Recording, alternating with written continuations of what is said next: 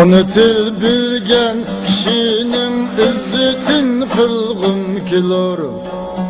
Ana til bilgen kişinin izzetin kılgım kilar.